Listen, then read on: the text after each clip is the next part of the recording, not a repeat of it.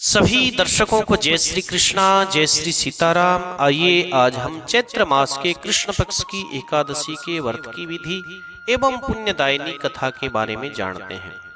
अश्वमेध सहस्राणि वाजपेय शतानि च एकादशीम कथा श्रुत्वा श्रोता फल वाग भवेत्। अर्थात 100 अश्वमेघ यज्ञ 1000 वाजपेय यज्ञ करने का जो पुण्य फल होता है, वही पुण्य फल एकादशी की कथा सुनने मात्र से प्राप्त होता है। यूं तो सभी एकादशियों के व्रत सारे पापों को नष्ट करके अनंत पुण्य देने वाले होते हैं, परंतु चैत्र मास के कृष्ण पक्ष की इस एकादशी का व्रत तो जन्म जन्मांतरों के पापों को नष्ट कर देता है। इसीलिए इस एकादशी का नाम पाप मोचिनी एकादशी है। सभी प्रकार की समृद्धि, सुख और अंत में मोक्ष देने वाली इस एकादशी के दिन धूप, दीप, प्रसाद, फल, फूल इत्यादि चढ़ा करके भक्ति भाव से भगवान श्री विष्णु का पूजन करना चाहिए। आइए एकादशी की कथा के बारे में जानते हैं। एक बार अर्जुन भगवान श्री कृष्ण से पूछते हैं कि हे प्रभु, अब चैत्र मास के कृष्ण पक्ष की एकादशी के बारे में मुझे बताइए। इस एकादशी का क्या नाम है, इसमें कौन से देवता का पूजन करना चाहिए, इसका व्रत करने की विधि क्या है। हे प्रभु, मुझे विस्तार पूर्वक सब बताइए। तब श्री भगवान कहते हैं कि हे अर्जुन, जो तुम मुझसे पूछ रहे हो, यही बात एक बार मानधाता राजा ने लोमस ऋषि से पूछी थी। जो कुछ लोमस ऋषि ने राजा मानधाता को बताया था, वही मैं तुमसे बताता हूँ। धर्म को जानने वाले, गुह्य रहस्यों को जानने वाले राजा मानधाता ने लोमस ऋषि से पूछा कि हे महर्षि, मनुष्य के पापों को मोचन अर्थात नष्ट किस प्रकार किया जा सकता है। कृपा करके कोई ऐसा सरल उपाय बताइए जिससे सहज ही पापों से छुटकारा मिल जाए। इस पर लोमस ऋषि कहते हैं कि हे राजन, चैत्र मास के कृष्ण पक्ष की इस एकादशी का नाम पाप मोचिनी एकादशी है। इसके व्रत के प्रभाव से मनुष्य के अनेकों जन्मों के पाप नष्ट हो जाते हैं। मैं तुमसे इसकी एक कथा बताता हूँ। हे राजन, तुम ध्यान लगा करके सुनो।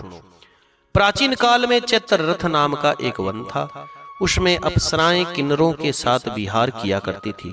वहां हर समय बसंत रहता था, अर्थात कभी भी वहां पतझड़ नहीं आता था। उस जगह सदा ही अनेक प्रकार के पुष्प खिले रहते थे। उस वन में अनेक प्रकार के फल सदा ही लगे रहते थे। कभी गंधर्व कन्याएं विहार किया करती थी, कभी देवराज इंद्र देवताओं के साथ वहां क्रीड़ा किया करते थे। हे राजन, उसी वन में मेधावी नाम के एक ऋषि अपने आश्रम में भगवान शिव की भक्ति में लीन थे। एक दिन मंजू घोषा नाम की एक अप्सरा ने उन ऋषि को देख करके उनके ऊपर मोहित होकर के उनकी निकटता का लाभ उठाने की कोशिश करी। इसके लिए वह कुछ दूर बैठ करके वीणा बजा करके सुंदर स्वर में गाने लगी। उसी समय कामदेव भी शिव भक्त उन ऋषि को जीतने के लिए प्रयत्न करने लगे।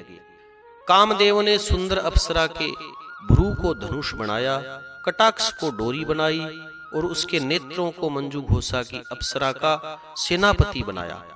इस तरह कामदेव ने अपने शत्रु को जीतने के लिए तैयार हुए। उस समय मेधावी ऋषि भी हे राजन युवा, हष्टपुष्ट और बहुत ही सुंदर थे। उन्होंने यज्ञोपवीत और दंड धारण कर रखा था। वे दूसरे कामदेव के समान सुंदर प्रतीत हो रहे थे, अर्थात कामदेव के समान दूसरे लग रहे थे। उस समय ऋषि को देख करके कामदेव के वश में हुई मंजू घोषा ने धीरे धीरे मधुर वाणी से सुंदर गायन शुरू किया। तो मेधावी ऋषि भी मंजू घोषा के सुंदर गायन पर मोहित होकर के सुंदरता पर मोहित हो गए।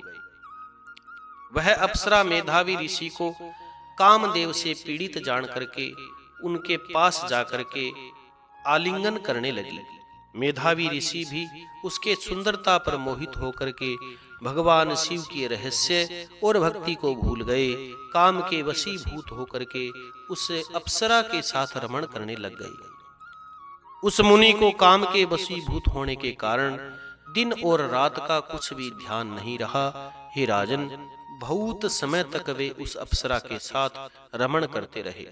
उसके बाद में मंजू घोषा अप्सरा ऋषि से कहते हैं कि हे मुनि, अब मुझे बहुत समय हो गया, आप मुझे स्वर्ग जाने की आज्ञा दीजिए। उस अप्सरा की बात को सुनकर के ऋषि कहते हैं कि हे सुंदरी, संध्या होने को आई है, प्रातः काल होने पर चले जाना। मुनि के ऐसे वचनों को सुनकर के अप्सरा उनके साथ फिर विहार करने लग जाती है। उसी प्रकार उन्होंने एक साथ बहुत सारा समय बिता दिया। एक दिन फिर उस मंजू घोषा अप्सरा ने मेधावी ऋषि से कहा कि हे देव, अब मुझे आप स्वर्ग जाने की आज्ञा दीजिए।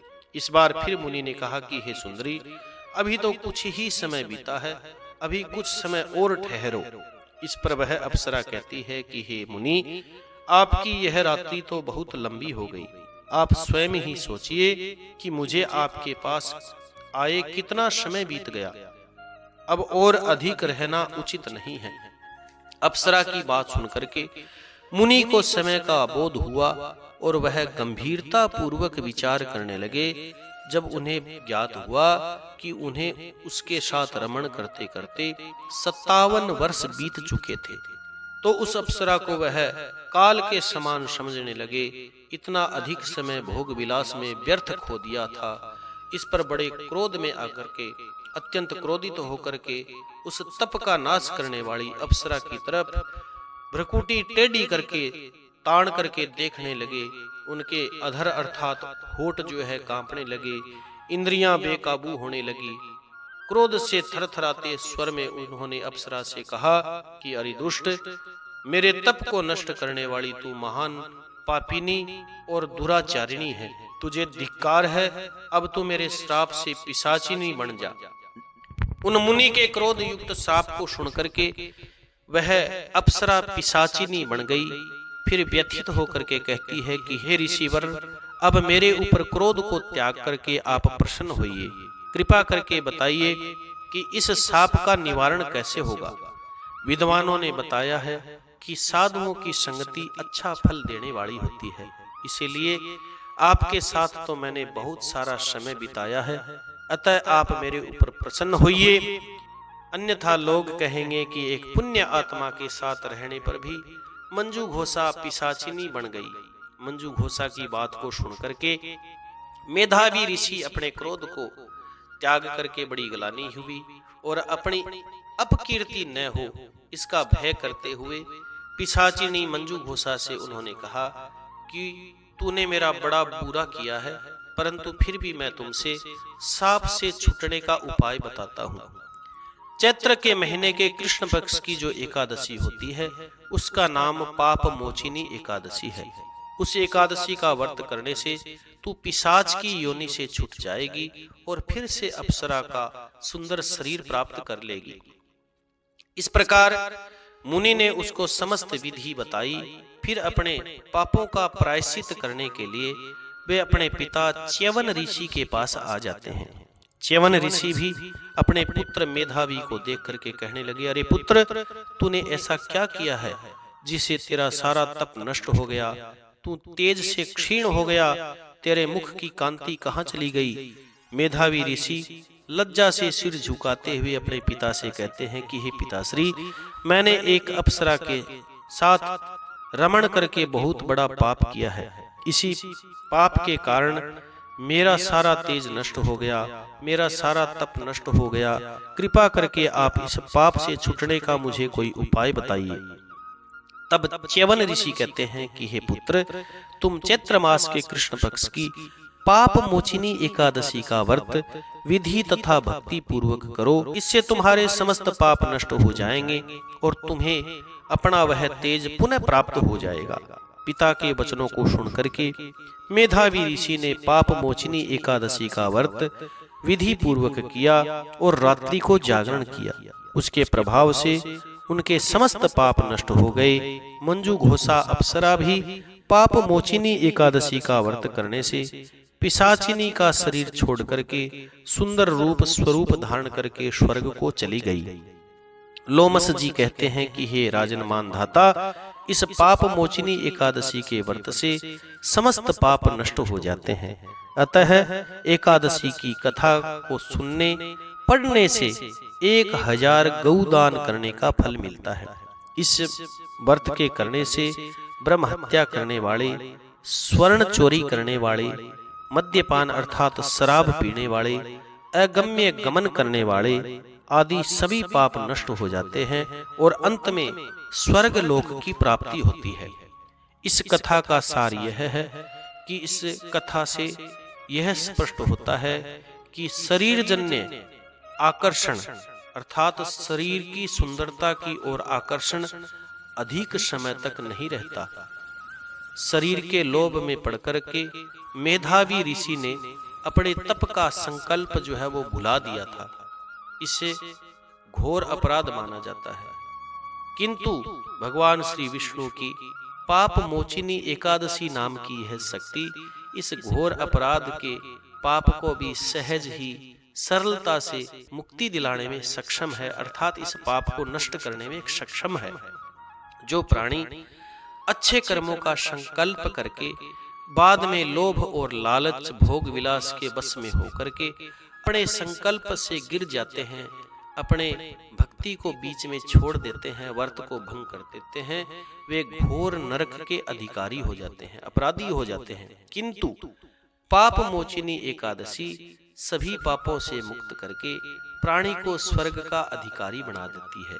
जय जय श्री सीताराम, जय श्री कृष्णा। सभी भक्तों से निवेदन है कि कथा सुनने के बाद में कथा को लाइक करें, शेयर करें और कमेंट में भगवान श्री का नाम अवश्य लिखें। जिन्होंने चैनल सब्सक्राइब नहीं किया वे चैनल को सब्सक्राइब करें ताकि आने वाली एकादशी की कथाएं आपको नोटिफिकेशन के द्वारा प्राप्त हो सके। जय श्री कृष्णा, जय श्री सीताराम।